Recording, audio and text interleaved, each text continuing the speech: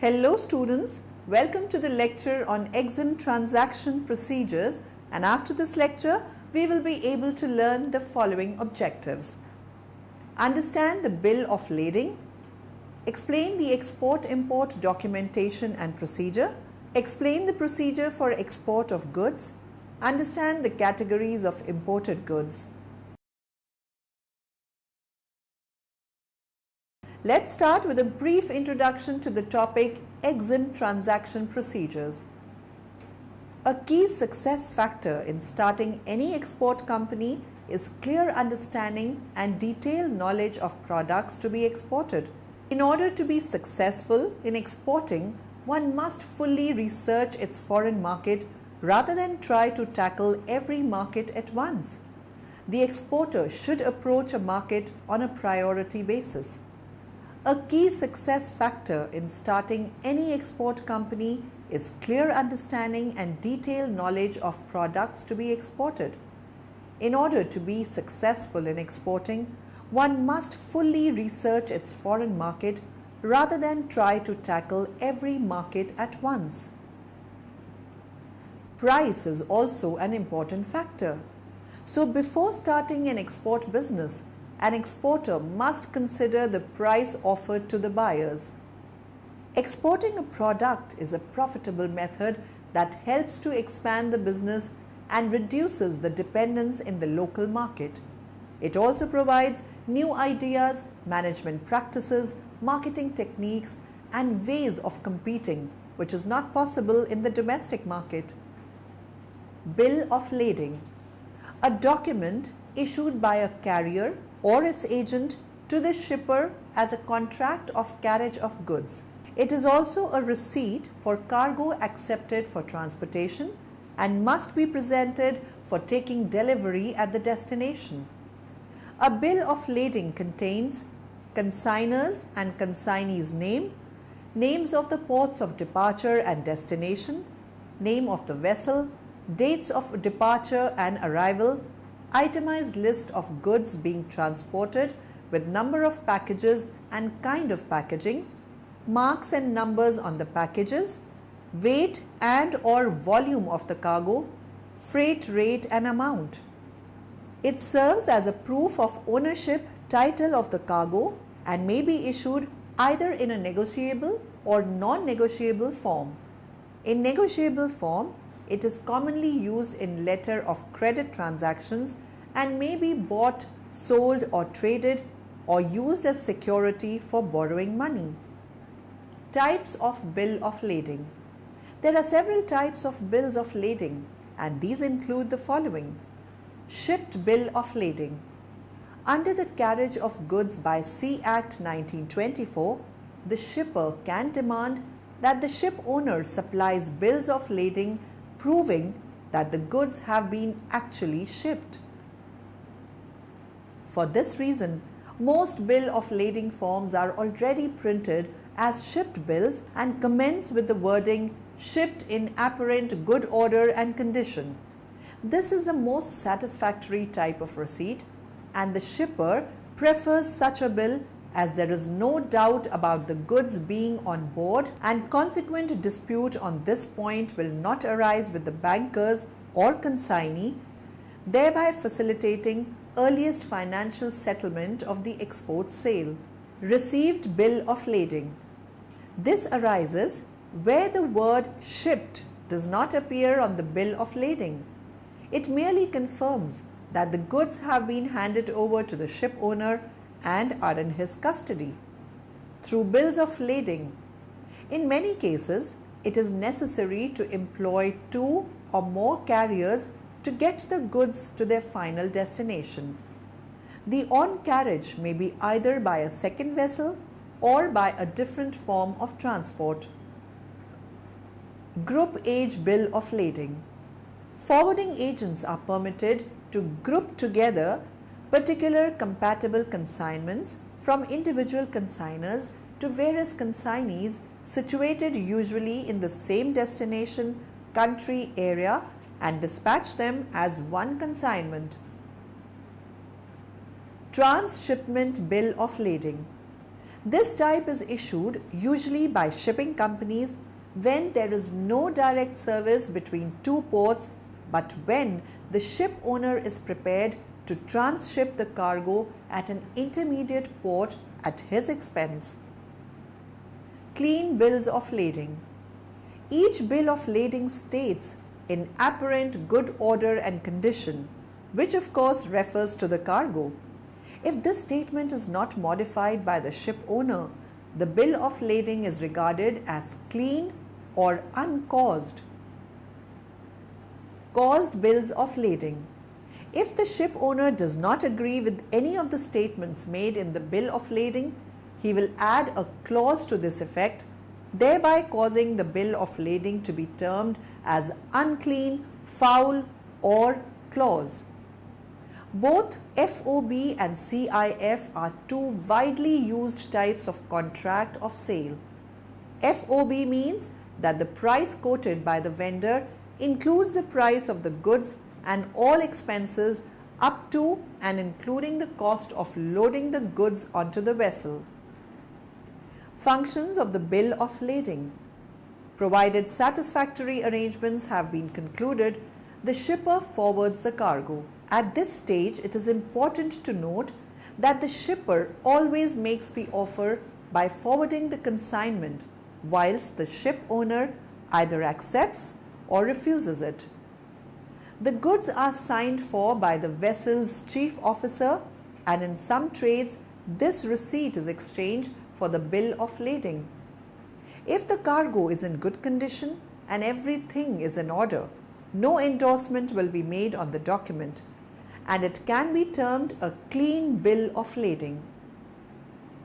Bills of lading are made out in sets, and the number varies according to the trade. Generally, it is 3 or 4, one of which will probably be forwarded immediately and another by a later mail in case the first is lost or delayed.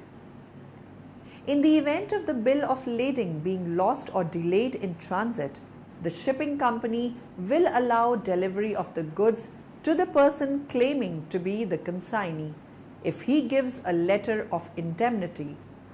This is normally countersigned by a bank and relieves the shipping company of any liability should another person eventually come along with the actual bill of lading.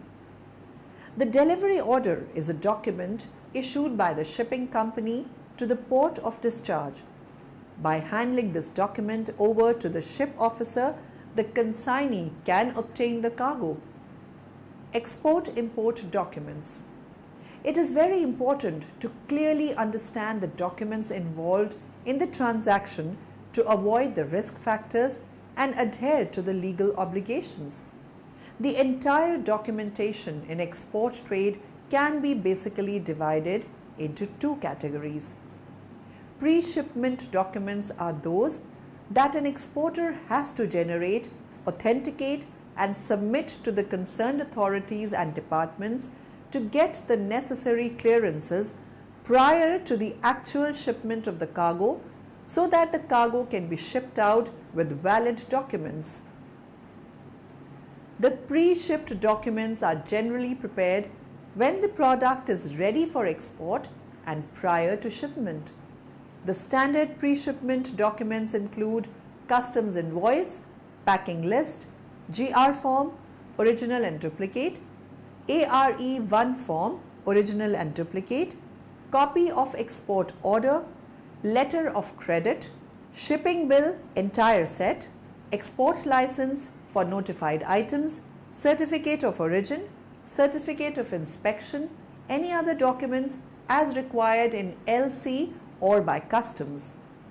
The post-shipment documents comprise the certified copies of some of the main pre-shipment documents and certain additional documents to be generated and compiled by the exporter so that the proof of shipments can be properly presented to the negotiating bank for collecting the payments through LC or for presentation to the foreign buyer for collection of payment through the nominated bank.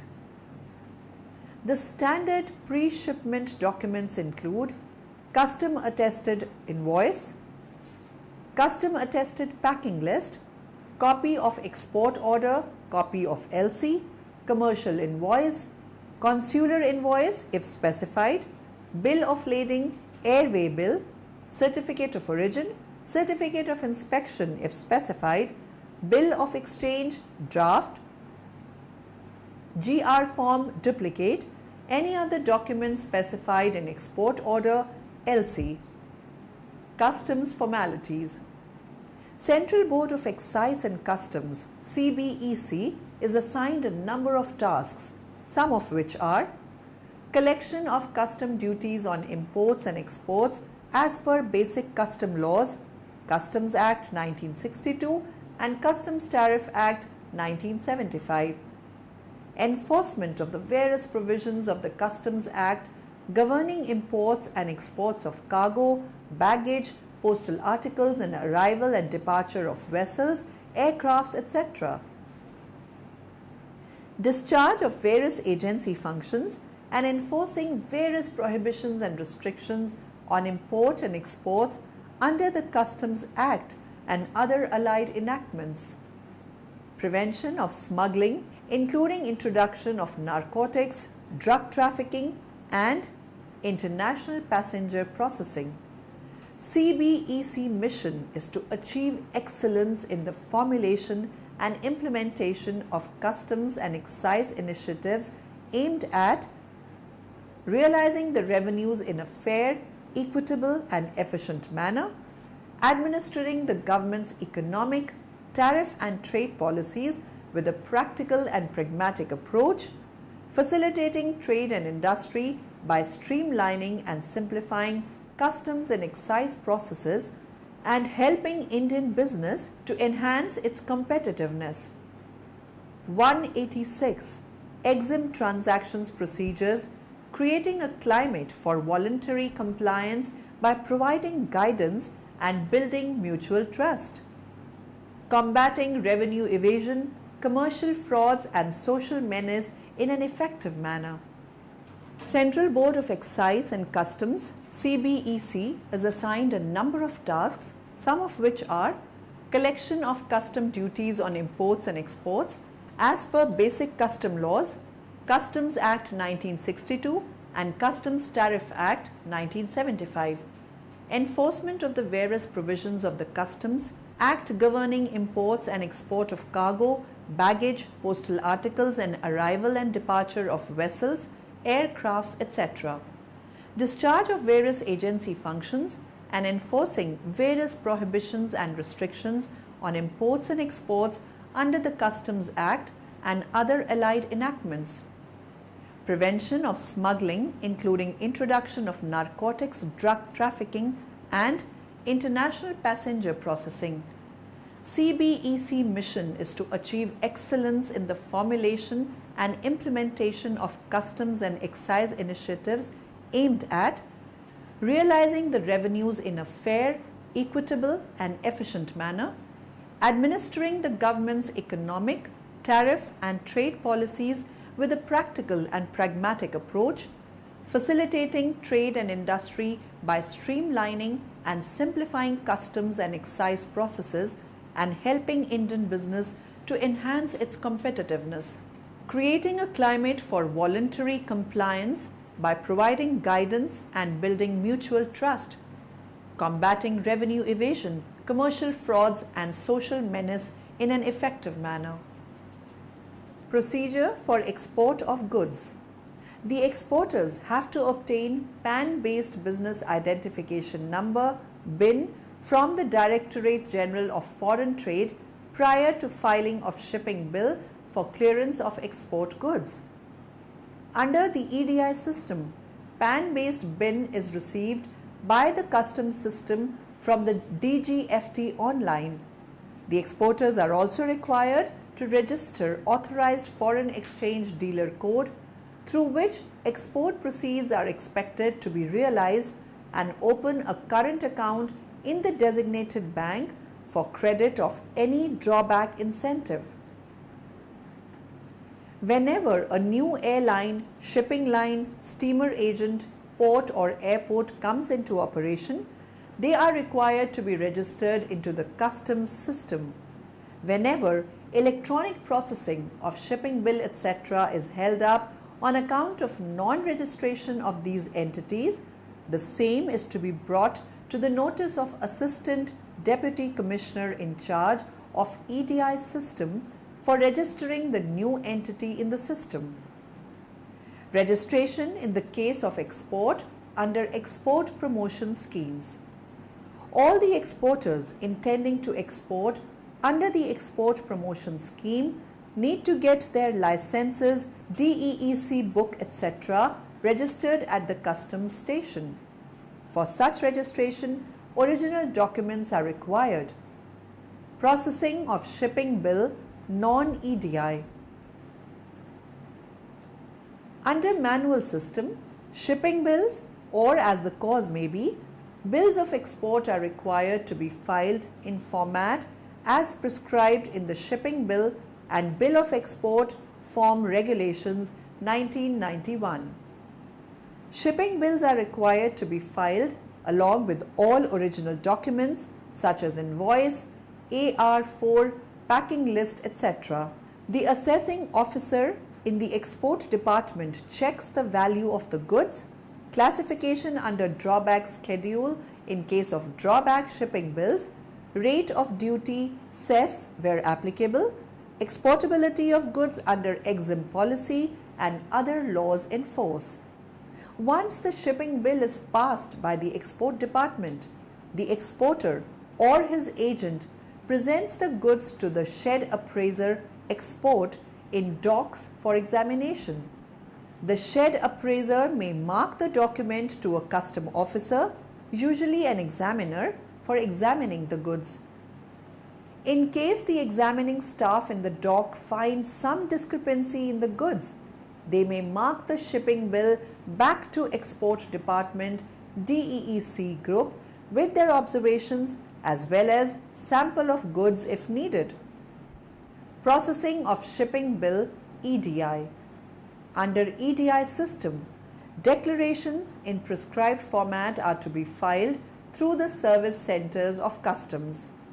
A checklist is generated for verification of data by the exporter CHA. After verification, the data is submitted to the system by the service center operator and the system generates a shipping bill number which is endorsed on the printed checklist and returned to the exporter CHA. For export items which are subject to export cess, the TR6 challans for cess is printed and given by the service center to the exporter CHA immediately after submission of shipping bill. The cess can be paid on the strength of the challan at the designated bank. No copy of shipping bill is made available to exporter CHA at this stage. Octroi procedure, quota allocation and other certification for export goods. The quota allocation label is required to be and others is required to be